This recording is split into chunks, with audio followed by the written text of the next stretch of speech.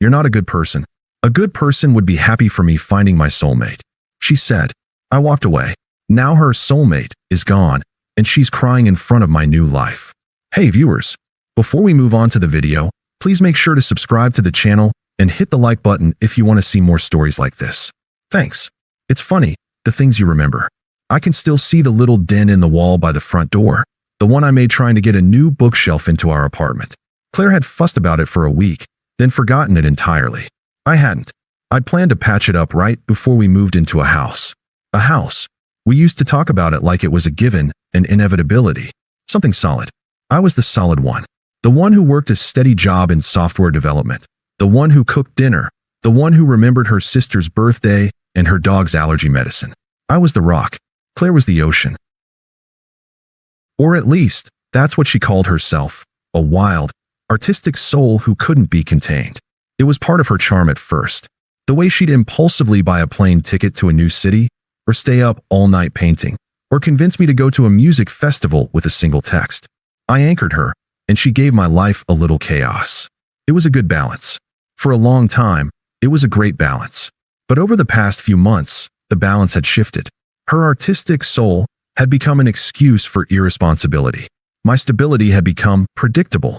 She started staying out late, not answering calls, and her texts got shorter and shorter. When I'd ask what was wrong, she'd get defensive. "Nothing's wrong, Leo. You're just overthinking things. Why do you always have to analyze everything?" she'd say with a dismissive wave of her hand, like my concern was an annoyance, not a sign of love. The emotional distance was the first crack in the dam, and the water was pouring in. It felt like she was already gone, a ghost in her own life, and I was the one left trying to hold on to her hand. The physical betrayal came next. It was messy, public, and utterly disrespectful. One of my coworkers, a quiet guy named Mark, sent me a screenshot of an Instagram story. It was a picture of Claire at a bar, laughing, her head resting on someone's shoulder. The caption was a quote from a poem about finding your muse. The muse was Liam, a mutual friend, or at least I thought he was a friend. He was a local poet, all skinny jeans and pretentious quotes, and Claire had been gushing about his deep, profound thoughts for weeks. I tried to dismiss it, to tell myself it was just a picture. A week later, another one. This time, it was a close-up of their hands intertwined, a bracelet I'd bought Claire clearly visible on her wrist. The caption was even worse. "Finally found a soul that speaks my language." The air went out of my lungs. I didn't get angry. Not yet. I just felt hollow. The kind of hollow that comes with the deep, sickening knowledge that something you thought was real has been fake all along. The last piece of the puzzle clicked into place, and it wasn't a pretty picture. The late nights, the short texts, the dismissive attitude. It wasn't a sign of her being a free spirit. It was a sign of her moving on, of her already having one foot out the door. The whole time she was in my life, she was looking for a replacement, and now she thought she'd found it. It was a humiliation by 1,000 quiet cuts, all before she ever said a single word. I didn't confront her about the pictures. I didn't need to. I knew. Instead, I waited. I knew she'd come home eventually, and I wanted to see if she'd have the decency to say anything. She came in around 11, humming to herself, smelling faintly of cheap beer and something else, something that wasn't our laundry detergent. She dropped her keys on the little table by the door, and the jingle of the metal was the only sound in the apartment for a long moment. I was sitting on the couch, the lights off, just the glow from the street lamp outside casting a shadow on my face. She finally saw me, and her humming stopped. "Oh," she said, her voice small and tight. "You're still up?" "Yeah," I replied, my voice calm, almost emotionless. "Couldn't sleep." She walked over and sat on the other end of the couch, a solid 10 feet of cushions between us. She didn't look at me, just stared at the blank TV screen. The silence stretched out, thick and heavy. I finally broke it. "Is everything okay, Claire?" She sighed, a dramatic, performative sigh that I'd come to hate. "Leo, what is with you lately? You're so heavy." "Am I?" I asked, my voice still level. "Or am I just asking you a simple question?" She finally turned to face me, and her eyes were hard. The kind of hardness that says she's already made up her mind, and nothing you say will change it. "Look, I can't do this anymore. You're just so predictable, so safe. I told you, I need to live. I need passion and excitement, and honestly, you don't have that in you." I just looked at her, and in that moment, I saw her for what she was, not the free spirit I fell in love with, but a selfish person who was using me as a comfortable stepping stone. I found someone who understands me, she continued, her voice gaining confidence, a smug, self-righteous edge creeping in. Someone who sees the world the way I do. He's an artist. He's wild. He's everything you're not. The words didn't sting as much as they would have a few weeks ago. The emotional distance she'd created had prepared me for this moment. And is he your muse? I asked, the words a low murmur. Her eyes widened for just a fraction of a second, a flicker of panic. She hadn't expected me to know. But just as quickly, the smugness returned, more potent than before. She leaned forward, a cruel smile playing on her lips, and delivered the knockout blow. You're not a good person. A good person would be happy for me finding my soulmate. I didn't beg. I didn't scream. I didn't ask her to reconsider. I just absorbed the words, letting them hang in the air between us. The sheer, unadulterated unfairness of the statement was breathtaking. She had betrayed me, humiliated me, and now she was twisting the knife by telling me that my pain was a sign of my own moral failure. She was the one who was breaking a promise, but I was the one who was supposed to be happy about it. I stood up, walked into the bedroom, and picked up a bag. I began to pack, starting with the essentials, my laptop, my passport, my wallet, a few changes of clothes. She watched me, her smug smile finally fading as she realized I wasn't going to fight. I wasn't going to have a dramatic scene. I was just leaving. What are you doing? She asked, her voice laced with a new kind of panic. I'm going to stay with a friend, I said, zipping the bag closed. Leo, don't be dramatic. I just told you what's going on. We can talk about this later. There's nothing to talk about, I said, walking to the door. You've made your choice. You're happy. I'm happy for you. I hope you and your soulmate have a wonderful life together. And I walked out the door, leaving the silence, the dent in the wall, and her gaslighting behind me. I didn't turn back. The next few months were a strange kind of purgatory. The first few weeks were the hardest. I had left the apartment with nothing but my laptop bag, so I was staying on a friend's couch, the one he had in his spare room. The silence was my choice, a fortress I built to protect myself from the chaos she had left behind. I threw myself into my work. My manager, a sharp, no-nonsense guy named David, noticed the shift in my focus. I was the first one in the office and the last one to leave. I was building new frameworks, streamlining old code, and generally making myself invaluable. The focus was a relief, a way to channel the energy that would have otherwise gone into mourning a relationship that was built on a lie. My life became a simple, beautiful routine of work, the gym, and quiet nights spent reading or watching a movie with my friend. I learned to enjoy my own company again. I found a small apartment, just for me, and decorated it with a sense of peace and purpose. The dent in the old wall was a distant memory. Claire's world, on the other hand, was built on sand. Word began to trickle back to me through an old friend from college who wasn't in our mutual circle. He'd hear things from people who knew people. At first, it was the usual honeymoon phase stuff. Liam and Claire were everywhere.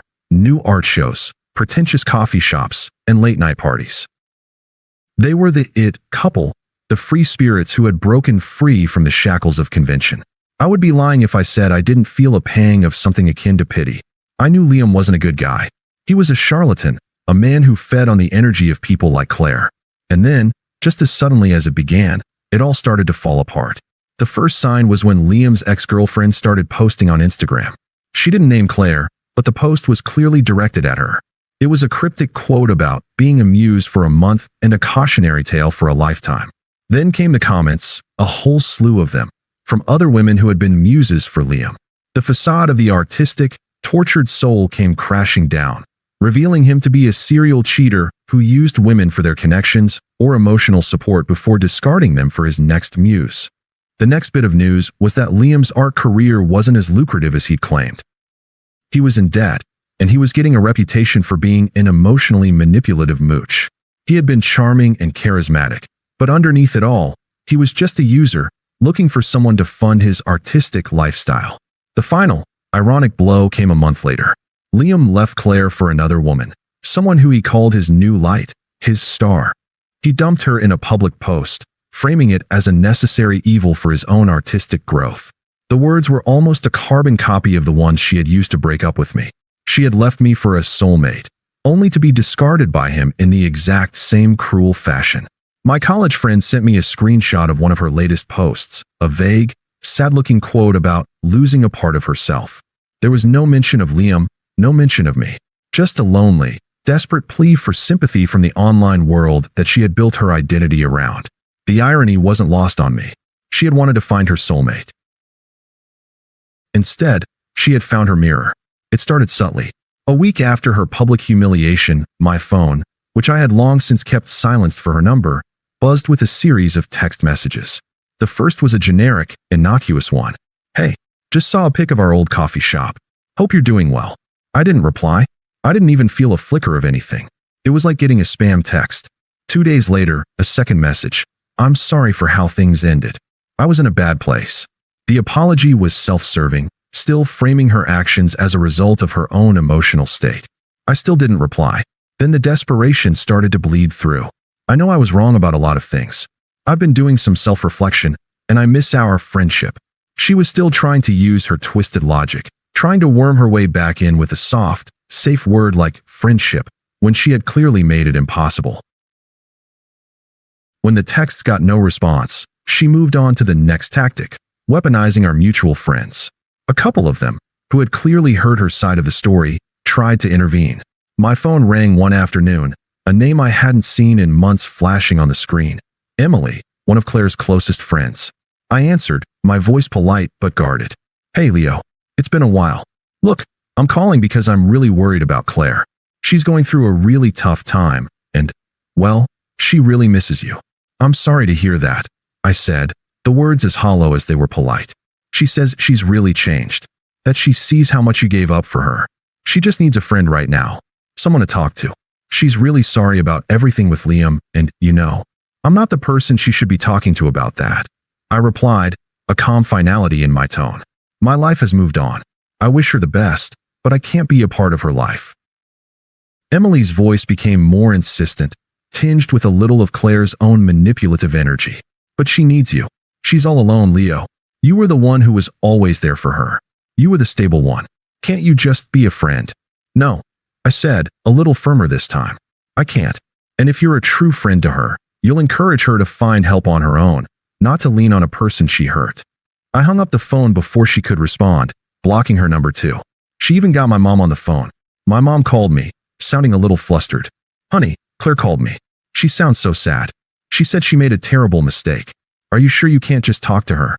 "Mom, I'm fine," I told her. "I've moved on. You don't need to worry about me. Claire is an adult, and she needs to deal with her choices herself. Please don't call me about her again." The final attempt at reconciliation came a few days later, a call from an unknown number that I foolishly answered. It was her. Her voice was raw and ragged, not the smug, confident voice I remembered. It was the voice of a person at the end of her rope. "Leo, please.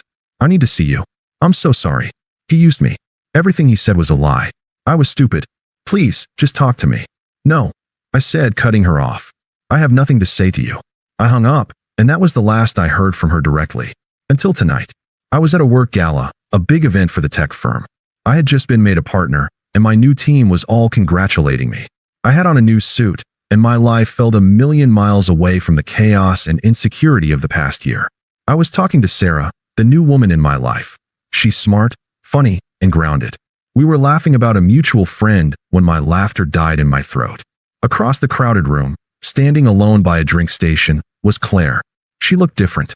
Her clothes were a little disheveled, her makeup was smudged, and she had a hollow look in her eyes. The confidence that had once radiated from her was gone, replaced by a desperate kind of sadness. She saw me, her eyes locking onto mine, and she started walking toward me. Sarah, sensing the shift in my mood, followed my gaze. "Everything okay?" she asked, a gentle hand on my arm. "Yeah," I said, looking her in the eyes. "It is." Claire reached me, her face a mess of emotions. She looked past me, at Sarah, a flicker of raw, undisguised envy in her eyes before she returned her gaze to me. "Leo," she whispered, her voice cracking. "I need to talk to you. Alone." "We're having a conversation," I said calmly, gesturing to Sarah. "And I don't think there's anything left to say." "Please," she pleaded, her voice getting louder. "I was so wrong. I was so stupid. He wasn't who I thought he was. I want to be your friend again. The way we used to be." I felt her reach for my arm, but I subtly took a step back. I looked at her, not with anger, but with a complete and total lack of emotional connection. She was a stranger to me. I took a deep breath, and I chose my words carefully. I didn't want to hurt her, but I also had no desire to lie. Claire, I began, my voice quiet but firm. I don't know who you are anymore. The person you left, the one who was a victim of your actions, he's gone. That experience, it was a catalyst for me. It showed me what I deserved, what I needed to build for myself. I learned a lot about what good truly means and what it looks like in a relationship. I built a new life, a good life, a peaceful life. And in this new life, there is no place for you. You don't have the power to ruin it. You never did. She stared at me, her mouth slightly ajar, finally understanding the depth of my detachment. She wasn't just losing me. She was losing the person she had betrayed. I didn't hate her. I didn't feel sorry for her. I just didn't feel anything for her at all. She was an empty space in my rearview mirror. Please, she choked out, tears welling in her eyes. I'm begging you. Just give me one more chance. We could have a new beginning. I looked at Sarah, who was watching with quiet understanding. I then turned back to Claire, meeting her gaze directly. The person you wanted me to be happy for? The person you said was your soulmate? You got him. You got your artistic, exciting, unpredictable life. And now you see that it's just a lonely, selfish one. My life is right here. My peace is right here. I don't need a new beginning. I'm already in the middle of a great life, and you're not in it. I turned, took Sarah's hand, and walked away. The last image I have of Claire is of her standing alone, watching me walk back to my new life, finally understanding what she had lost. The silence that followed was not one of sadness, but of utter, complete peace. Thanks for watching. Make sure to subscribe to the channel and hit the like button. What do you think about this story? Share it in the comments.